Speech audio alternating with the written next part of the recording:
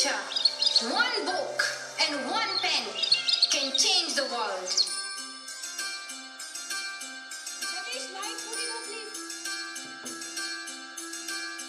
Education is one of the blessings of life and one of its necessities. But things did not remain the same. Women were flogged. People were killed. And our beautiful dreams turned into nightmares. Education went from being a right to being a crime. When my world suddenly changed, my priorities changed too. I had two options.